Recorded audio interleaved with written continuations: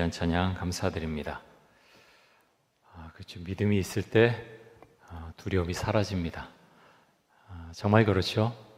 두려워할 때가 참 많은 것 같아요. 세상 살 때 두려워할 때 많은데 우리 믿음이 있으면 두려움을 다 이겨설 수 있다고 그렇게 믿습니다. 오늘 5장 말씀 이제 계속해서 보겠는데요. 이 5장 말씀 보면 지금 유다가 지금 멸망해 가는 시점에 있는 그런 시점인데요. 왕과 고위 관리들 그리고 제사장들은 도대체 무엇이 잘못되었는지 상황 판단을 전혀 하지 못하고 있습니다. 이들이 그렇다고 하나님께 제사를 드리지 않는 것도 아니죠. 그래서 제사를 드렸기 때문에 제물도 많이 드리기 때문에 이 사람들이 어떻게 생각했냐 하면 우리 하나님을 잘 섬기고 있다. 아무것도 잘못하는 거 없어. 잘 믿고 있어. 이들은 이렇게 생각을 했다는 거예요. 그런데 이들은 하나님만 섬기는 게 아니라 섬기는 게 많았죠. 우상도 섬기고 돈도 섬기고 여러 가지 섬기는 게 많았습니다. 여러분 이 말씀 보면서 이사야서 말씀 보면서 참 그런 생각이 많이 듭니다. 이 시대에 적용되는 게 정말 많은 것 같아요. 비슷한 것들이 정말 많습니다. 그렇지 않다라고 그렇게 생각하고 싶은데 말씀을 볼 때마다 계속 떠올려져요. 한국 사회, 한국 사람들의 한국 사회의 어떤 흐름들 그런 모습들이 많이 생각이 납니다. 교회를 다니고 예배를 드리지만 하나님을 섬기지 않을 수 있어요. 교회 오면 예배 드리고 찬송도 부르고 설교도 듣고 헌금도 하고 그러는데 별로 사실은 하나님의 마음속에 없어요. 하나님을 잘 믿고 살아가느냐? 잘 그렇지 못하고 교회 문을 나선 순간 하나님을 잊어버리고 살 수 있어요. 그런데 성경은요 그런 것에 대해서 뭐라고 말씀을 하느냐? 내가 하나님을 믿느냐? 라고 자꾸 물어보세요. 너 하나님을 믿는 사람이냐? 하나님을 믿는다고 하는 것은요 우리가 예배를 드릴 때뿐만 아니라 예배당 문을 나설 후에도 계속해서 하나님을 믿고 살아가는 것을 말하죠. 하나님을 믿으면 기도할 것이고 당연히 말씀을 펴보게 될 것이고 계속 그 생각을 합니다. 기도하고 교제하고 어떻게든 예배와 기도에 좀 더 참석하려고 열심히 노력을 하겠죠. 그런데 많은 현대인들 중에 주일 예배 그것도 이제 어떤 집안일이 있거나 어떤 뭐가 있으면 너무 쉽게 빠지는 그런 분들이 점점 늘어가고 있습니다. 그런 것을 보면서 우리는 괜찮은가 하는 질문을 계속해서 던질 수밖에 없어요. 그래서 이사야서 같은 말씀을 보면은 우리는 말씀 보면서 경각심을 정말 가져야 됩니다. 괜찮은가? 나는 괜찮은가? 우리는 괜찮은가? 2000년 교회 공동체는 괜찮은가? 예배 공동체여야 하는데 기도하는 공동체여야 되는데 정말 그렇게 잘 하고 있는 것일까? 우린 스스로 자꾸 질문을 해봐야 됩니다. 그래서 오늘 이제 5장 본문을 또 앞에 부분도 조금 보려고 하는데요. 왜 하나님께서 이렇게 화 있을진저 하면서 탄식하셨는지 우리가 그 이유에 대해서 또 살펴보고 이 시대를 향해서 하신 말씀이 없으신가 우리가 한번 보면 좋겠습니다. 이 화 있을진저라는 이 표현 탄식하는 표현이기도 하면서 하나님께서 저주를 의미하는 표현으로 그렇게 사용한 그런 표현이죠. 선지서에 많이 나옵니다. 구약 성경에 보면은 이사야서나 예레미야, 에스겔, 호세아, 아모스, 미가, 나훔, 하박국, 스바냐, 스가랴 제가 세보니까 10개 선지서던데요. 여기에 다 이제 정도의 차이는 있지만 그래도 한 번 이상 나오는 선지서가 10개 선지서에 화 있으신저라는 표현이 나옵니다. 히브리어로는 이게 감탄사예요. 좀 탄식하는 그런 감탄사인데 신약 성경에 보면 신약 성경이 헬라어로 되어 있지만 예수님께서 바리새인들을 질타하실 때 많이 사용된 그런 표현이기도 합니다. 이사야서 5장에 보면 모두 6번의 화 있으신저라는 그런 표현이 나오는데요. 첫 번째 화 있을진저는 8절에 나옵니다. 우리 8절 말씀 성경 한번 봐주십시오. 8절 이사야 5장 8절입니다. 이렇게 말씀합니다. 가옥에 가옥을 이으며 전토에 전토를 더하여 빈틈이 없도록 하고 이 땅 가운데에서 홀로 거주하리 하는 자들은 화 있을진저. 가옥에 가옥을 잇는다. 이게 뭡니까? 집을 그냥 다 갖는 거예요. 전토에 전토를 더하여 땅 다 내 땅이야 하고 집어삼키는 거죠. 헐값에 하든지 아니면 빼앗든지 어떻게든 내 집으로 삼고 내 땅으로 삼는 거죠. 여기에 대해서 하나님께서 화 있을진저라고 말씀을 하십니다. 여러분, 나라가 어지러울 때 이런 현상이 많이 나타나지 않습니까? 일제강점기에도 그랬죠. 가난한 사람들의 땅을 헐값에 사들이거나 강제적으로 빼앗는 일이 많았습니다. 참 지금까지 해결되지 못한 것들이 많죠. 매국노들이 그 땅을 많이 갖고 있었는데 그 땅을 당연히 국가에서 회수를 해야죠. 역사적인 어떤 일들이 있긴 하죠. 그럼에도 아직도 이런 회수 절차를 다 마무리하지 못했다는 게 참 가슴 아픈 일입니다. 여러분, 그런데 지금도 이런 일들이 일어나고 있지 않습니까? 물론 나라가 망할 때만큼은 아니지만 법의 허점을 노리고 불법적인 방법으로 주식이나 땅, 건물, 집을 헐값에 사들여서 재산을 늘려가는 사람들이 있습니다. 성경은 똑같습니다. 그런 사람들 향해서 화 있으신저라고 하나님은 지금도 말씀하시는 것입니다. 여러분, 하나님을 믿는 사람들 그렇게 살아서는 안 되겠죠. 많은 사람들이 정말 사회에 나가면 뭐 다들 그렇게 살아요. 뭐 어쩔 수 없잖아요. 이렇게 말하고 생각하는 사람들이 생각보다 많습니다. 교회를 오는데, 교회를 다니는데. 근데 하나님은요, 그 사람이 정말 성경을 읽고 이 말씀을 좀 알아듣고 마음속에 담은 사람이라면 그렇게 살지 않을 것입니다. 불법을 저지른 일을 하나님께서 얼마나 싫어하시고 진노하시는지 말씀을 읽으면, 제대로 읽는다면 그 의미를 알기 때문에 그렇게 살 수가 없는 거죠. 괴로워서 그렇게 할 수가 없는 거예요. 돈을 얻는 것, 어떤 권력을 얻는 것, 불법적인 방법으로 그렇게 획득하는 것, 하나님은 거기에 대해서 진노하신다라고 말씀합니다. 자, 두 번째 화 있을진저는 11절에 나오는데요. 자, 11절 한번 보겠습니다.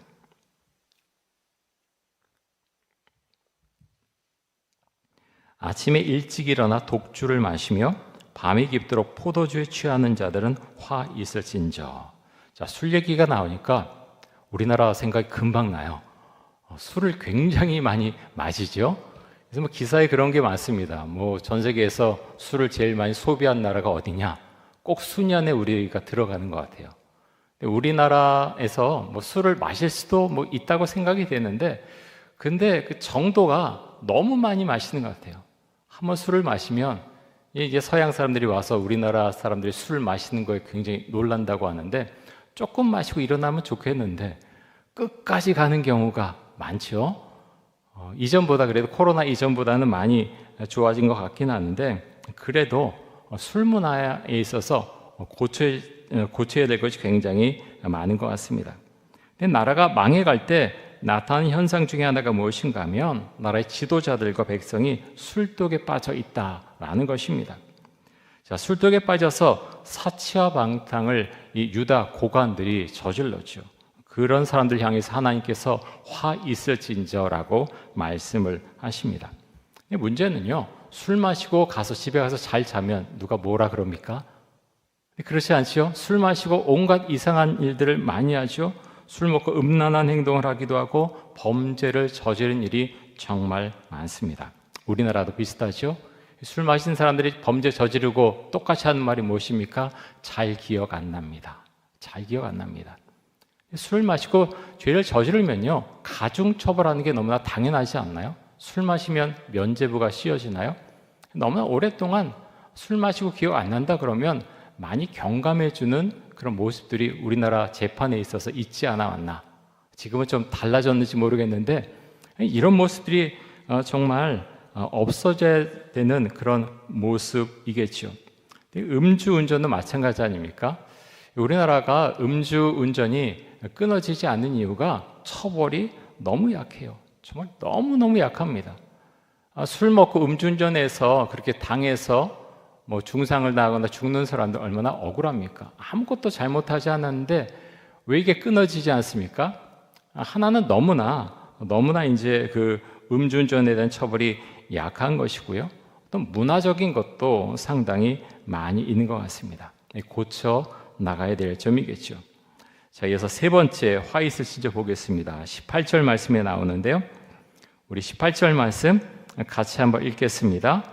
거짓으로 끈을 삼아 죄악을 끌며 술의 줄로 함같이 죄악을 끄는 자는 화 있을진저. 자, 거짓의 기초에서 정책을 위반하고 추진하는 현실 정치인을 가리키는 그런 문장입니다. 거짓된 현실 인식에 입각해서 나라의 정책을 펼치는 자들을 향한 말씀이죠. 여기서 말하는 거짓은요, 아주 의도적인 것을 말합니다. 계속 한쪽을 지향해서 나쁜 것인데 의도적으로 그쪽을 지향해서 계속 나아가고 정책도 세워나가는 그런 모습을 지금 말하고 있습니다. 19절은 여기에 대해서 이제 이들이 영적으로 무지한 자라는 것을 알 수 있다라고 이제 말씀하는데요. 자, 19절에 보면 이렇게 말씀합니다. 우리 19절도 같이 한번 읽겠습니다. 그들이 이르기를 그는 자기 일을 속속히 이루어 우리에게 보게 할 것이며 이스라엘의 거룩한 이는 자기의 계획을 속히 이루어 우리가 알게 할 것이라 하는도다. 자, 이들이 뭐라고 말합니까? 이사야 같은 선지자들을 통해서 하나님의 메시지가 선포되잖아요. 뭐라고 말하냐면, 자, 너희가 그렇게 말했느냐? 하나님이 그렇게 말했느냐? 그럼 한번 내 눈으로 한번 보게 해달라. 지금 그렇게 말하는 거죠. 자, 이것을 보면 하나님의 그런 말씀을 비꼬는 그런 사람들임을 알 수가 있습니다. 생각해 보면 정치인들 중에 이런 정치인들 많이 있다는 생각을 하게 됩니다. 우리나라도 그렇죠. 정치인만 그런 것이 아니라 언론인들 중에도 이런 사람들이 꽤 있는 것 같습니다. 이전보다도 많이 늘어간 것 같고요. 그래서 거짓된 여론을 발표하고 하나님의 말씀을 대적하는 법을 추진하는 자들, 그런 자들이 있죠. 이들은 모두 영적으로 어둡고 거짓된 자들일 것입니다. 지난 주일에 이제 아까 기도도 하셨는데 한국교회가 연합해서 연합 예배와 기도회를 드렸습니다. 스크린 좀 잘 보이는 곳에 가면 좋겠는데 인도는 좁고 있을 곳이 없어서 많이 좀 어렵게 있다가 오긴 했는데요. 마음에 그런 마음이 있었어요. 좀 사람들이 이렇게 한 60만 명 정도가 신청을 하긴 했지만 혹시 너무 적게 나오면 어떻게 하지? 그런 마음도 사실 마음속에 조금 있었고요. 그래서 더 가야 되겠다. 이제 그런 생각을 하고 갔는데 참 많이 나와서 감사했습니다. 스크린 통해서 어떤 찬양이 나올 때 저는 참 마음에 진한 감동이 있더라고요. 너무너무 감사했고 너무너무 은혜로웠습니다. 그날 저녁에 와서 신문과 방송 좀 찾아보게 되더라고요. 어떻게 보도가 됐을까? 그렇게 많이 나왔는데 보니까 일부 이제 좀 진보적인 언론은 참 제목부터 별로 사실 좋지가 않아요.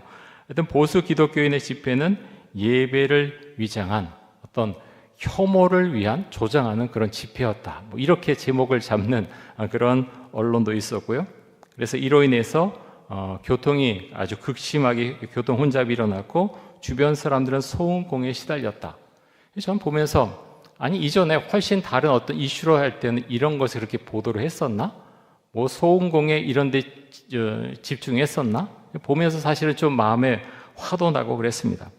제가 보면서 근데 심각성을 느낀 게 무엇인가 하면 왜 이렇게 많은 기독교인들이 거리로 쏟아져 나왔는가? 거기에 대해서 제대로 보도하는 그런 언론 매체가 별로 보이지 않았다는 데 있습니다.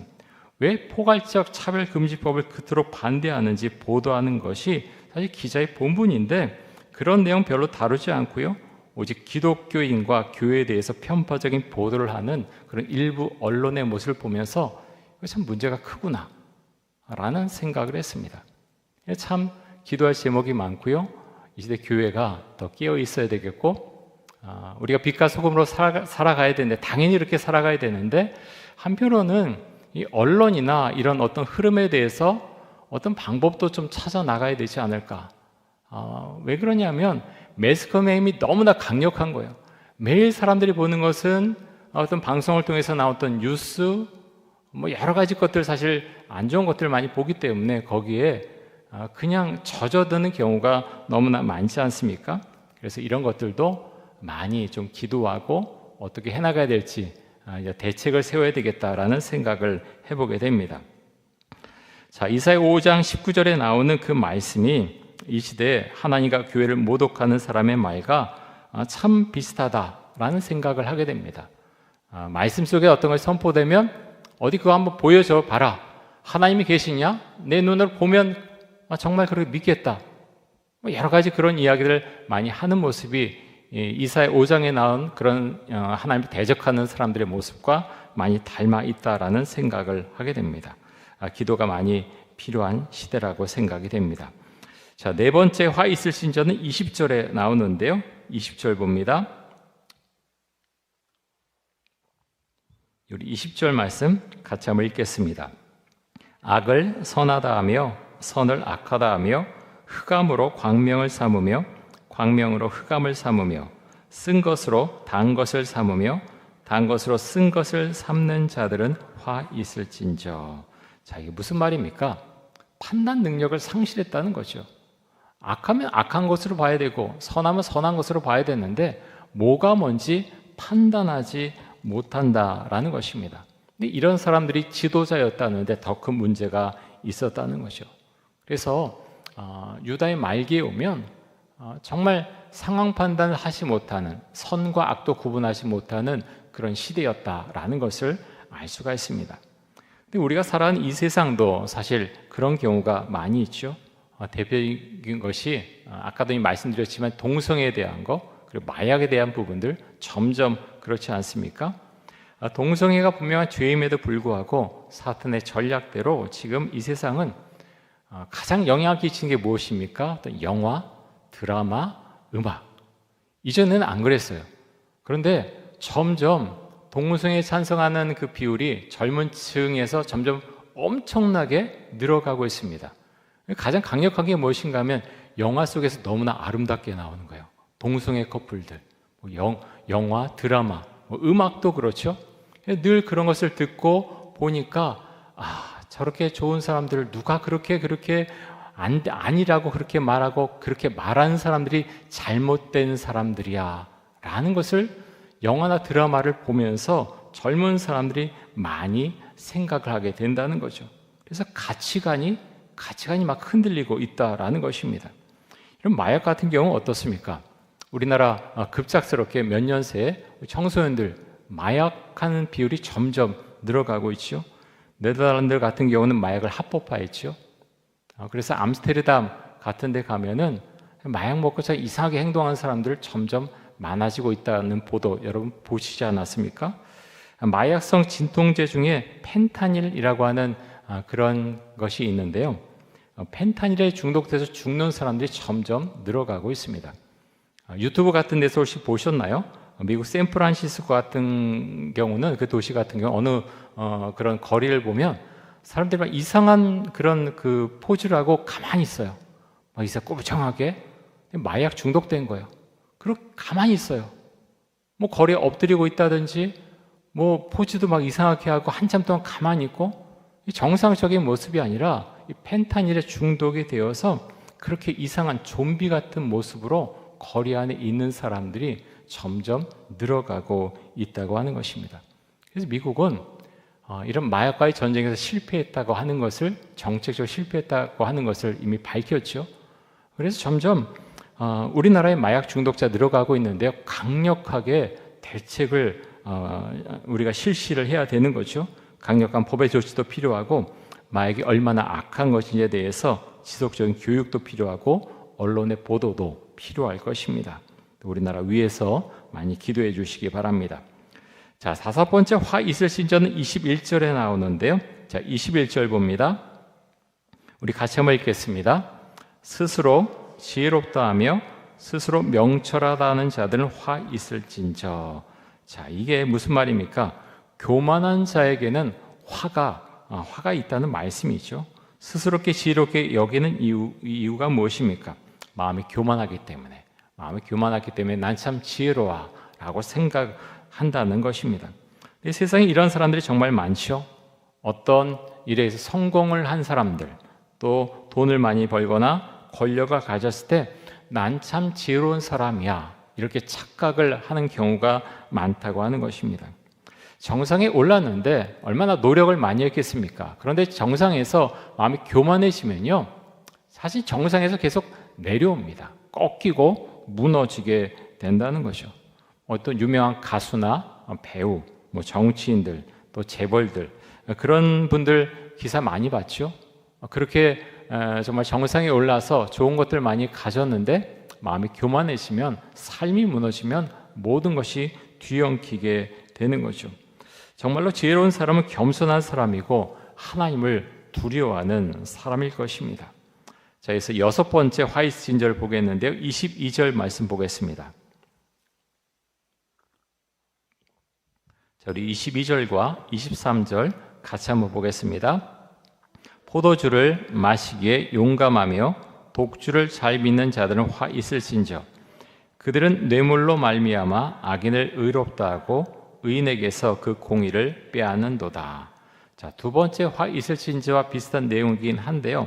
하지만 23절의 내용을 보면 22절에 나오는 사람들은 술만 과도하게 마시는 사람들일 뿐만 아니라 부패에 빠진 사람들이라고 하는 것을 알 수가 있습니다. 뇌물을 받는다고 하는 거죠. 그럼 뇌물을 받으면 판단을 올바로 할 수 없을 것입니다. 판사가 뇌물 받으면 판결을 굽게 할 수밖에 없겠죠. 또 정치인이 뇌물을 받으면 올바른 정치를 할 수 없을 것입니다. 그래서 하나님을 믿는다는 게 무엇입니까? 다른 사람이 다 그래도 성경 말씀을 깊이 묵상하고 마음에 받아들이면 그런 거 하지 못하게 되는 거죠. 뇌물을 주는 것, 뇌물을 받는 것. 참 우리나라 사회에서 사업하는 거 참 쉽지가 않다는 이야기를 참 많이 듣습니다.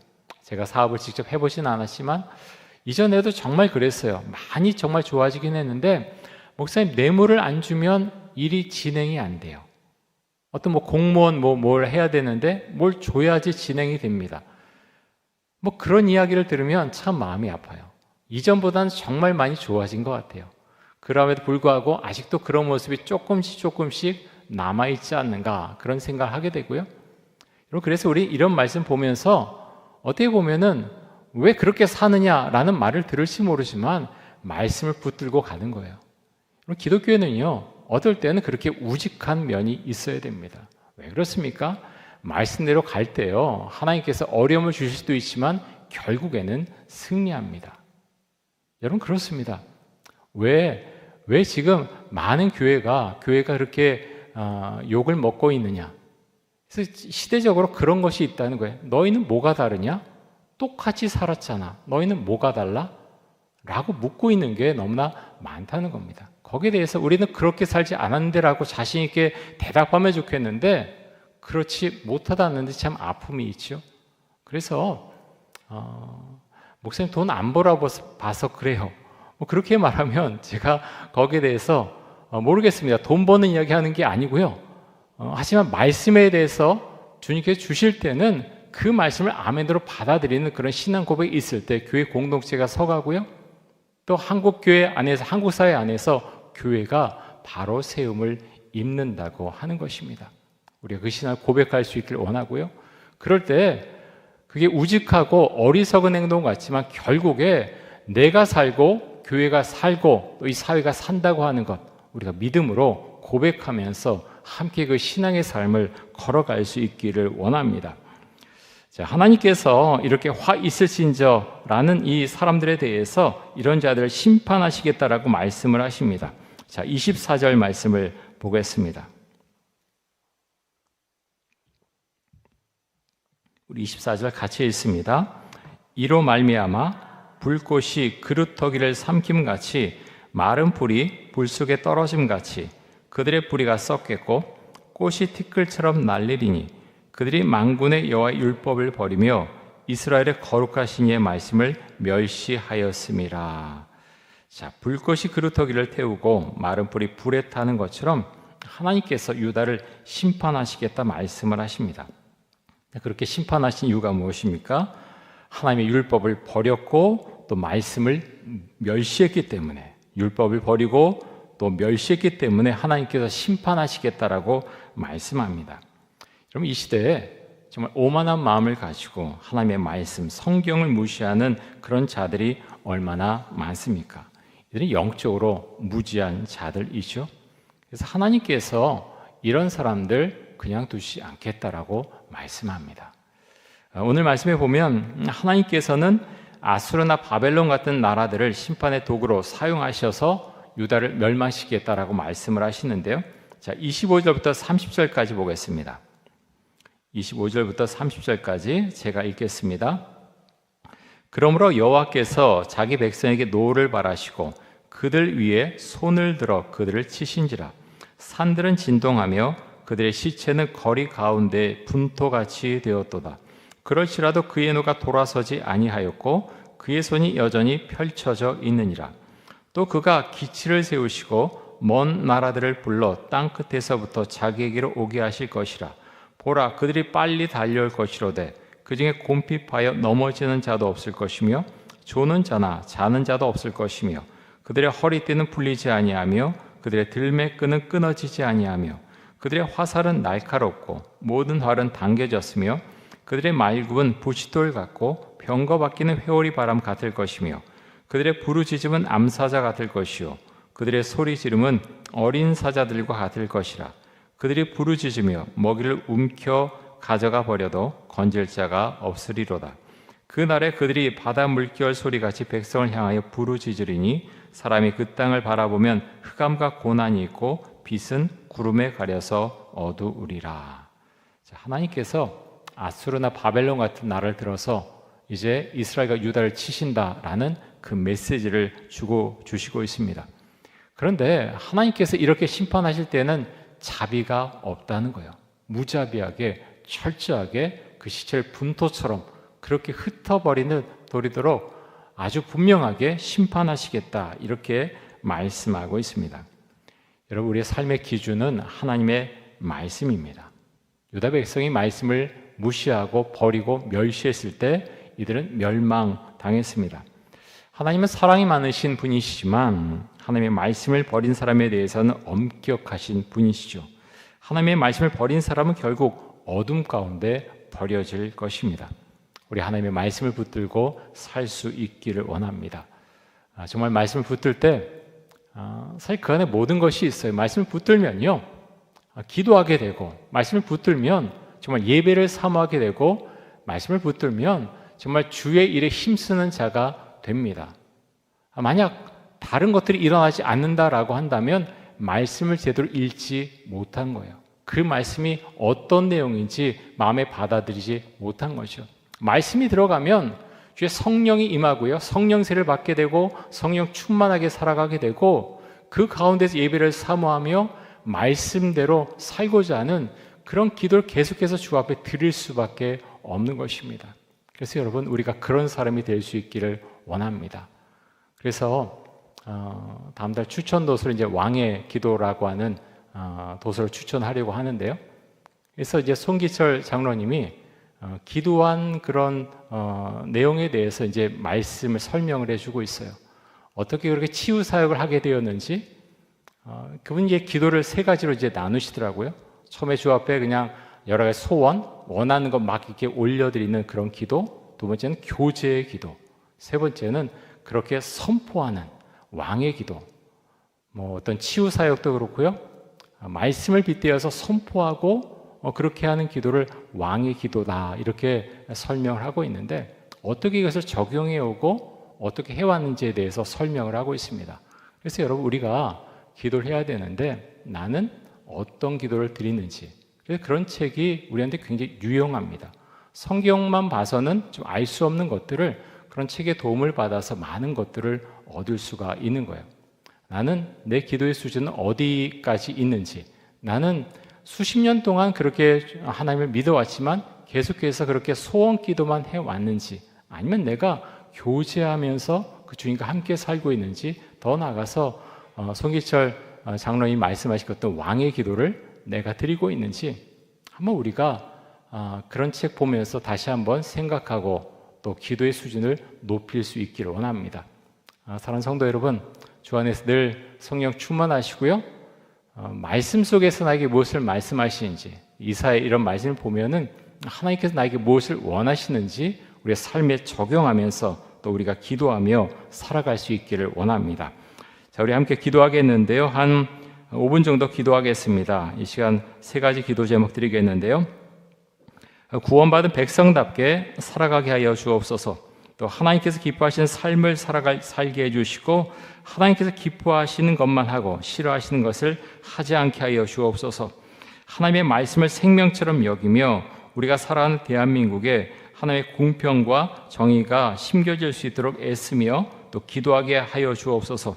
또 다니엘 기도회가 하나님의 은혜 가운데 진행되게 해주시고 많은 성도가 참여해서 은혜 받게 하여 주옵소서. 그 밖에 생각나는 기도 제목 가지고 함께 한 5분 정도 기도하겠습니다. 주여 한번 외치고 같이 한번 기도하겠습니다. 주여! 사랑해 주님 감사합니다. 이 시간에 이사야 5장 말씀을 가지고 함께 은혜를 나누었습니다. 하나님 아버지여, 유다는 너무나 암울한 시대였고 하나님 아버지여, 지도자들은 악했고 하나님을 부인했고 하나님의 말씀을 버렸고 하나님의 말씀을 멸시했습니다. 그래서 그들은 멸망을 당했습니다. 하나님 아버지여, 우리가 살아가는 이 시대는 어떻습니까? 전 세계적으로 하나님 교회가 점점 없어지고 있고 하나님의 말씀이 무시를 당하고 하나님, 그래서 하나님 교회가 술집이 되고 백화점이 되는 그런 일들이 너무나 많이 일어나고 있습니다. 하나님 아버지여, 한국 교회가 유럽을 닮지 말자고 그렇게 많이 이야기했지만 하나님, 우리의 모습은 하나님 유럽 교회를 점점 닮아가는 것이 아닌가, 그런 염려가 많이 됩니다. 하나님 아버지, 하나님 이 땅 가운데서 하나님의 말씀이 온전히 선포되며 하나님께서 말씀하시는 공평과 정의가 이 땅에 세워져 갈 수 있기를 간절히 원합니다. 우리가 빛과 소금으로 그렇게 살겠다고 우리가 그렇게 기도하지만 하나님 사회 속에 나가서 너무나 연약해서 쓰러지고 넘어지고 말씀대로 살지 못하고 하나님 세상에 휩쓸려 사는 것은 아닌지 하나님 마음에 안타까운 마음을 많이 갖게 됩니다. 하나님 아버지요, 우리 능력과 힘이 없사오니 아버지 하나님, 주님께서 우리와 함께 해주시기를 간절히 원합니다. 주와 함께 동행하며 말씀대로 살아가며 말씀 가운데 은혜를 받으며 하나님 주께서 이끄시는 그 힘을 얻고 능력과 은혜 가운데서 세상을 살아갈 수 있기를 간절히 원합니다. 이 땅의 교회가 하나님 정말 많은 힘을 잃었습니다. 우리가 말씀대로 그렇게 하나님 교회 안에 모여있지 못했고 말씀대로 살아가지 않았기 때문에 교회가 하나님 말씀대로 그렇게 세워져 있지 않아서 하나님 능력을 잃었고 힘을 잃어버렸습니다. 하나님 아버지요, 주께서 우리에게 말씀하시는 그것을 잃지 않기를 원합니다. 하나님은 하나님 이사야서를 통해서 말씀하시지만 개인의 구원만 말씀하시는 것이 아니라 하나님 아버지요, 하나님 이 땅에 이 사회 가운데 하나님의 공평과 정의를 그렇게 심기를 그렇게 원하시는 분이심을 너무나 잘 알고 있습니다.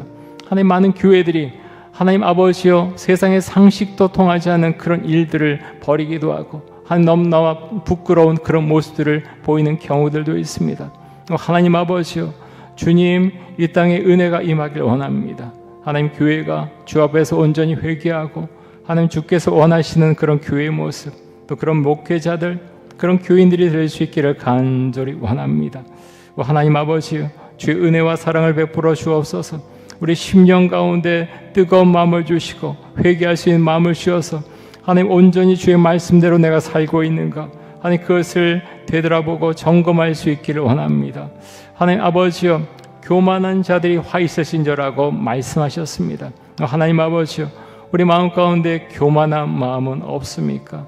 하나님, 내가 주를 따라간다고 하지만 내 마음대로 신앙의 틀을 정하고 내 마음대로 하는 것들은 없습니까? 하나님 아버지요, 주님께서 우리에게 말씀하시는데 그것을 막아 세우지 않기를 원합니다. 하나님 아버지, 주의 말씀을 우리가 따라가며 그 말씀 우리의 마음에 받아들이며 하나님께서 인도하시고 이끌어 주시는 길을 걸어갈 수 있기를 원합니다. 하나님 아버지요, 얼마나 주 앞에 기도하고 있습니까? 주님과 교제하면서 하루를 살아가고 있습니까? 정말 주께서 원하시는 기도를 하며 그렇게 선포하며 능력과 은혜 가운데 우리는 살아가고 있습니까? 우리를 불쌍히 여겨주시고 하나님 아버지요, 예수님께서 보이신 그 긍휼의 은혜로 우리가 주의 은총 가운데 십자가의 능력으로 이 세상을 살아갈 수 있기를 간절히 원합니다. 하나님 기도의 능력으로, 말씀의 능력으로 모든 것을 이겨 넘어설 수 있도록 해주시고 하나님의 은혜가 우리 교회 가운데 임할 수 있기를 간절히 원합니다. 특별히 병으로 인해서 아파하고 힘들어한 분들이 많이 있사오니 아버지 치유의 능력이 하나님 그분들 가운데 임할 수 있기를 간절히 원합니다. 예수님께서 많은 병자들을 하나님 말씀과 또 하나님 주의 능력으로 그렇게 고치셨듯이 하나님 아버지요, 주 앞에 믿음을 가지고 주 앞에 기도할 때 하나님 병을 고쳐 주시옵소서. 의사의 손길을 빌어서 그렇게 치료를 받지만 아버지 그것으로 부족하오니 아버지 주 앞에 기도할 때 능력의 주님께서 치유하신 그 하나님께서 친히 아픈 곳에 얹혀주시고 하나님 주께서 그것을 낫게 해주시기를 간절히 원합니다. 하나님 아버지요, 하나님 그래서 하나님 우리 몸이 하나님 나음을 입으며 우리 심령이 치유함을 입을 수 있기를 간절히 원합니다. 우리 마음에 상처가 많아서 그렇게 아픔이 많아서 하나님 아버지요, 우리 말 속에 다른 사람들을 공격하는 그런 말들이 많이 있고 하나님 그래서 하나님 우리의 마음이 치유받지 못하는 모습들이 얼마나 많은지 모릅니다. 우리의 마음과 심령이 주의 은혜 가운데 그렇게 치유받을 수 있기를 간절히 원합니다. 우리 내면이 치유받음으로 인해서 하나님 아버지 우리의 생각과 우리의 마음과 행동이 달라지는 은혜가 있게 하여 주옵소서. 하나님 아버지 이번 주 금요일부터 다니엘 기도회가 시작됩니다. 하나님 아버지 21일 동안 다니엘 기도회가 진행될 것인데 하나님의 은혜 가운데 진행될 수 있기를 간절히 원합니다. 찬양하고 또 간증하고 말씀을 전하는 모든 분들 가운데 함께 해주시고 하나님 또 영상으로 참여하는 모든 분들 가운데도 하나님의 은혜가 함께하기를 간절히 원합니다. 주 앞에 나와서 함께 말씀을 듣고 찬양하고 기도할 때 하나님의 능력의 역사가 우리 가운데 또 교회 가운데 임하시기를 간절히 원합니다. 기도할 때 하나님 병이 낫고 기도할 때 마음이 회복되고 기도할 때 영이 회복되고 기도할 때 교회가 회복되는 은혜가 있기를 간절히 원합니다. 하나님 아버지요, 좀 더 많은 분들이 다니엘 기도에 참여해서 함께 은혜 받고 함께 기도할 수 있기를 원하오니 아버지 하나님 우리에게 능력과 은혜를 더하여 주옵소서. 주저앉아 있지 않도록 해주시고 아버지여 모일 때 힘이 생기고 은혜가 임한다고 하는 것을 우리가 기억하고 하나님 함께 모여서 우리가 말씀을 듣고 함께 기도하며 함께 찬양할 수 있기를 원합니다. 우리 가운데 함께 해주시고 하나님 모든 것이 예배와 또 기도를 통해서 하나님 역사한다고 하는 것을 기억하고 하나님 모이기에 힘쓰고 하나님 특별히 다니엘 기도회 가운데 우리가 함께 참여함으로 아버지의 놀라운 역사를 우리가 함께 우리가 보고 경험할 수 있도록 주 은총과 사랑을 베풀어 주옵소서.